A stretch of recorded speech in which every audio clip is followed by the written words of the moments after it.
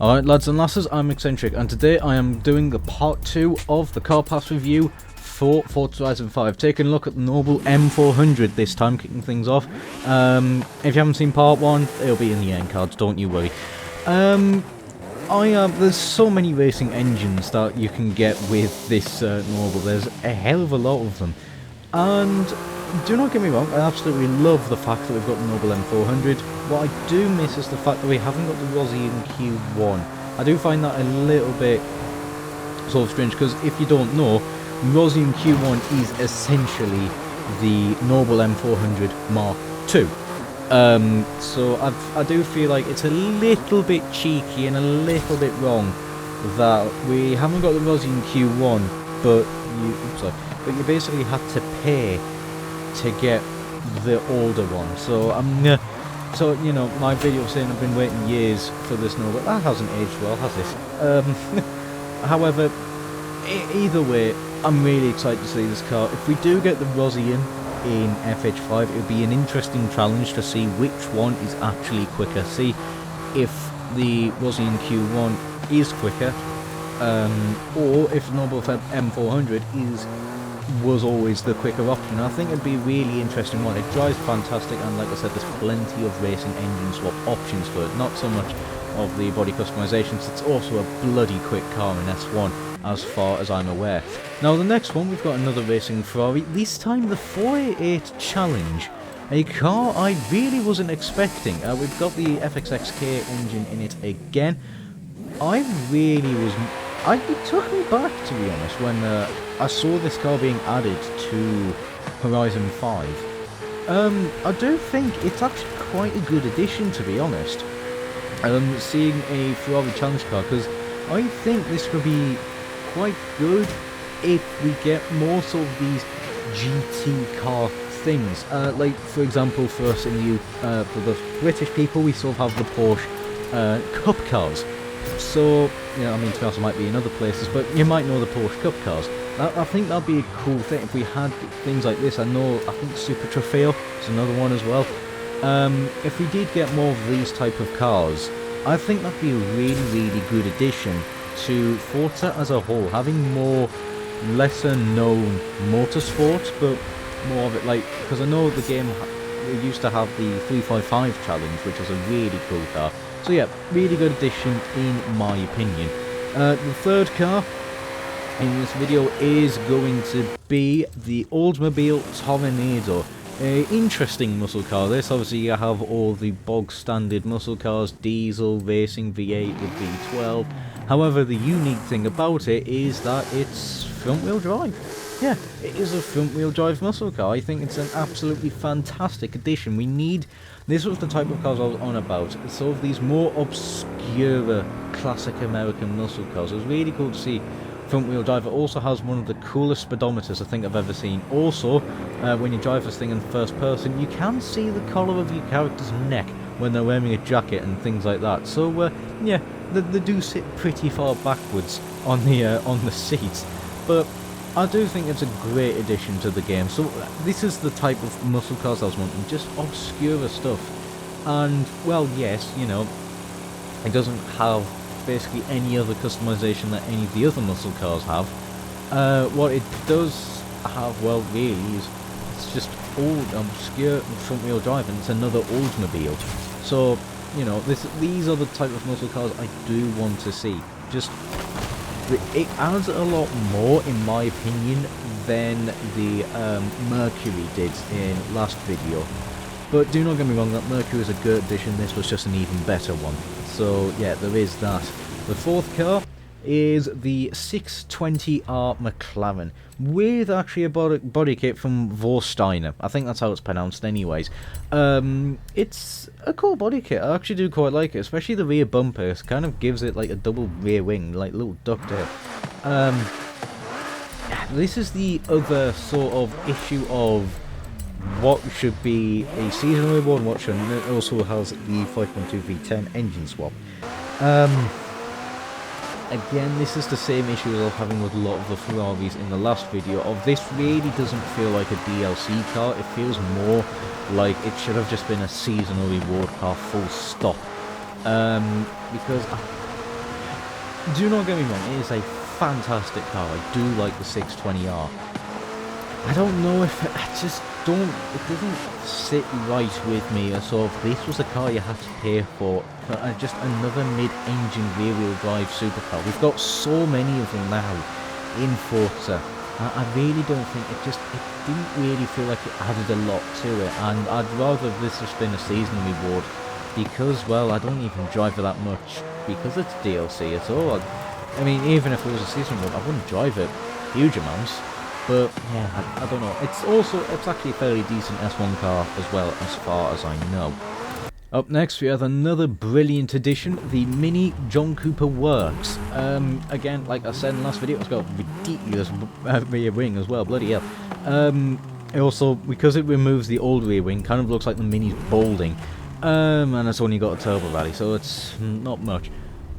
This, again, fantastic addition. I've always said that Forza needs more of these hot hatches from whatever manufacturer. You know, we still haven't got the most up-to-date Mercedes A-Class AMG.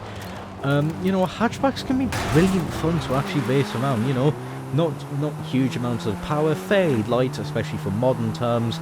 And, you know, just great to throw about. You can get some fantastic racing. And actually, a lot of hatchbacks are actually fairly competitive cars to begin with, especially front-wheel drive being a very, very good drivetrain in Horizon 5 and Horizon 4 as well, if you still play that. You know, it's a good car, to be honest. I do quite like it. It's even got the proper British tail lights at the end. It's a fantastic addition. I do quite like this John Cooper Works. I probably still wouldn't own one. I'd rather many other hot hatches, but, you know, it's still a modern hot hatch. It's still a great addition. Now, the Porsche 911 Speedster. It's an interesting addition. Obviously, it's got the flat 6 twin turbo. I'm trying to remember what that's off. I haven't got my headset plugged in. Yeah, it's still got the, you know, it is a convertible, still got the roof thing, but now I'm on the Series X, it loads even quicker, so now the roof just pops in and out of existence, so, you know, it's not great whatsoever. However, enough of all that. I've already dissected that in a different video. I do quite like the car. I do quite like the 911 Speedster. I'm not the huge... I don't know. I do really feel like they should have animated the roof. I do think it would have added a lot more to the car rather than just being screen flared to black. Oh look, the roof is there now. Allowing to be else, it doesn't work properly on the Series X because it loads too quickly, so you just see the roof just pop into existence and pop out. So, yeah. It's a good car, but it's not my personal cup of tea, to be honest. I prefer different Porsches. I'd rather different DLC Porsches overall rather than this one. But, you know, I'm not going to begrudge it too much. It's an alright addition. From an alright addition to a great addition, the Ford F-150 Lightning. I remember, does anyone else remember, like, sort of the Ford racing games? And I believe this was in one of them. I think I played the third one. Yeah, this has got sort of your standard American muscle car type of engine swap, except for the i6 twin turbo. Yeah, it's a good car, to be honest. I do actually quite like this car a lot, to be honest. It's a good addition, even if it's another bloody Ford, as if we haven't got enough of those. You know, I like it, to be honest. I do like it. It's been a good addition, this one. I've been asking for it for a little while now, considering back in Motorsport 7, where we were just getting barraged with American pickup trucks and SUVs and things like that. You know, it would have been a fantastic addition back then, but we've got it now. It's in this video, so, you know, it's just a good addition overall. I can't really say much to it. Not the hugest amount of customization. Yeah, sure, you can cover the bed and things like that, and like I said, there's a fair few engine swaps versus just your standard sort of American muscle car engine swaps, other than the i6. You know, it can be fairly good as far as I know. I think it's a fairly good car. The other one is the Nissan Forsberg 370Z Rally. There's a hell of a lot of engine swaps in this. LS swap, V8, V6s, turbos, things like that, turbo rallies.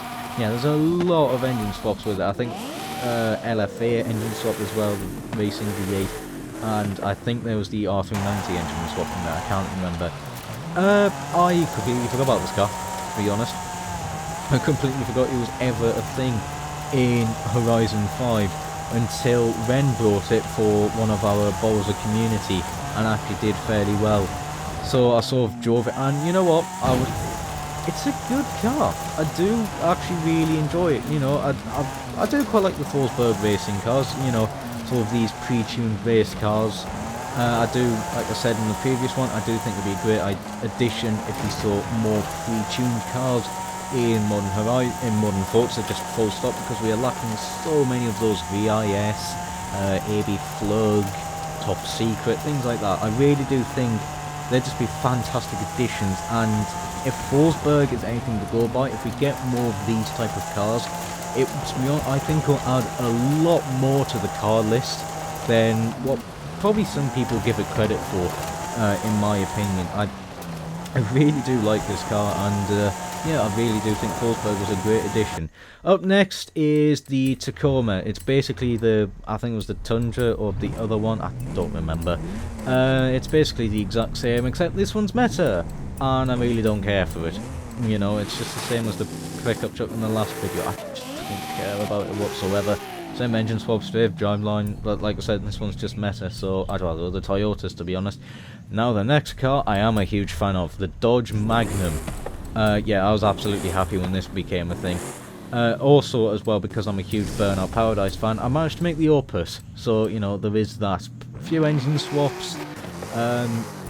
Yeah, I'm really happy for this car, because I could just make the Opus, and just, you know, it's a fantastic addition.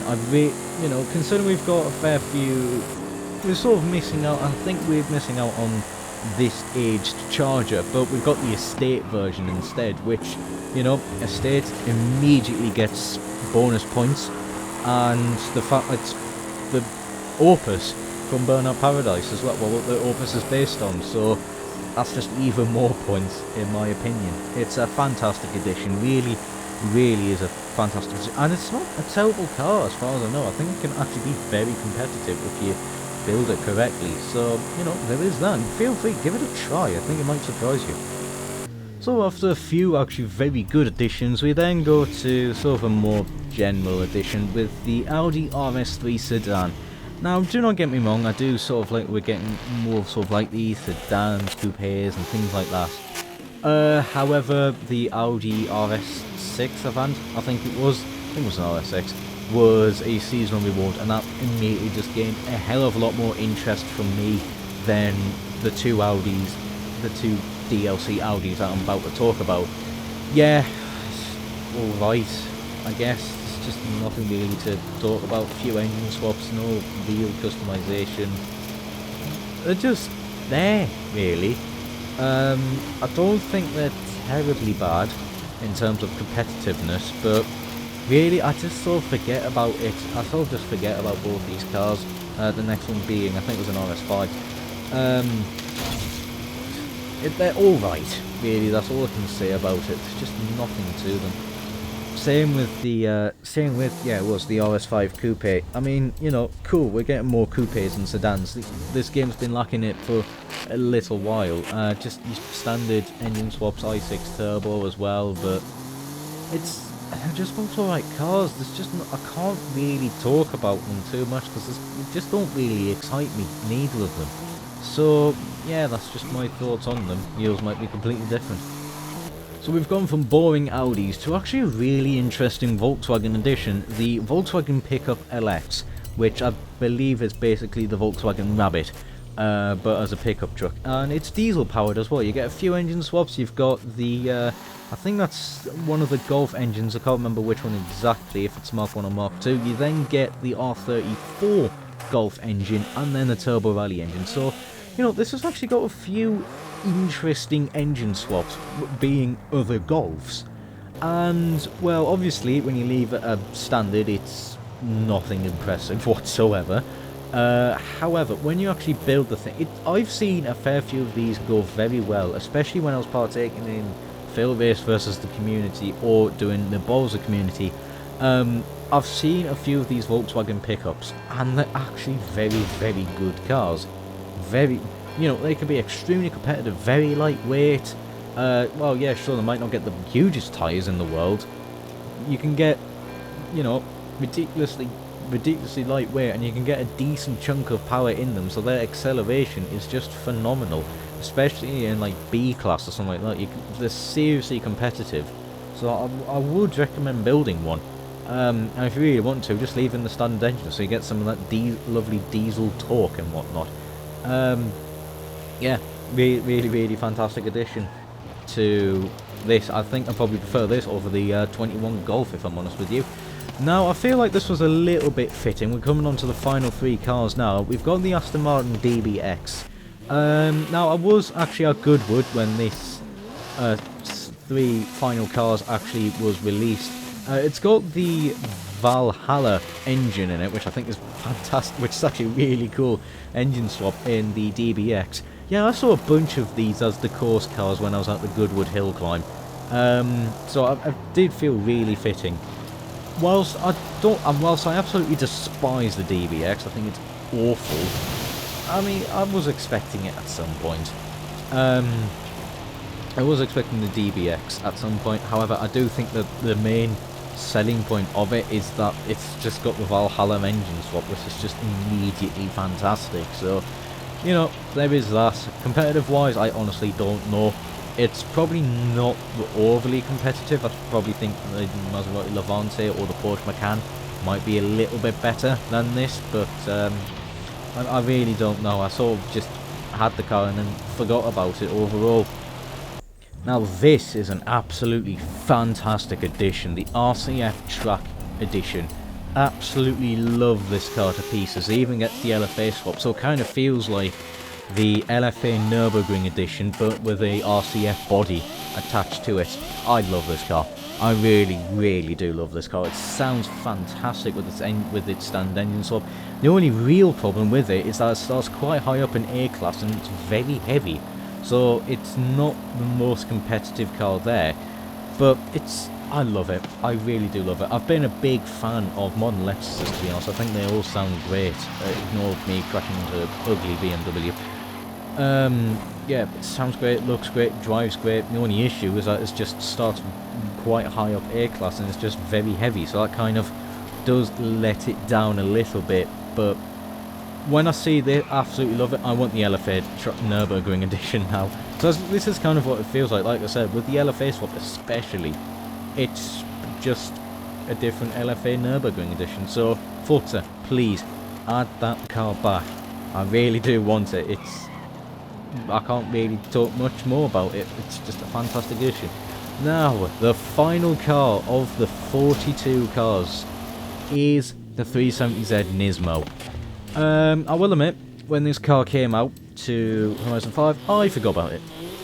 I did completely forget that this car was actually ever added. It's got a few body kits, obviously the proper Nismo kit and the Varis body kit as well. Which, so, you know, that's good customization. And it's got a few engine swaps as well. Like I said, I forgot about this car. However, when I then sort of remembered about it for a Bolsa community, I think it was actually, no, sorry, it was for Failrace versus the community. I actually then remembered about the 370Z Nismo, and it blew me away of how good this car actually was. From standard, it drives as you'd sort of expect from a little two-seater sports car. Quite a little bit light, can be a little bit lively, but overall, you know, it's not going to absolutely want to murder you. When I built this thing for A-Class, it was fantastic. It is a seriously brilliant A-Class car to drive. Even when I stuck it on off-road based tyres and I was just using it for a bunch of tarmac races, it blew me away of how great it really was. Seriously, if you've got the DLC and you, like me, you've either forgot about the 370Z Nismo or you've never used it, seriously build one. Seriously build. It's a fantastic car to build. It drives great. It's got good power, and yeah, even when you stick on like some race aero, its top speed is still magnificent, and it can throw a big surprise at some of the tracks as well. And there we have it, all 42 cars sort of rushly reviewed. That was in the FH5 Car Pass.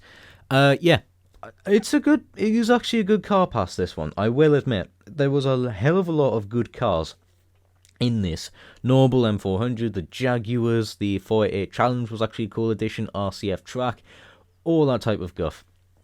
It is a seriously good expansion. It is a seriously good set of DLC cars. Yeah, so I'm going to call it there for the video. I do hope you enjoyed. All feedback is appreciated. If you have your own opinion of the car pass as a whole, then, you know, feel free. Leave that in the comments down below. And yeah, that's seriously that. However, that's going to be it from me. Take care, and ciao for now.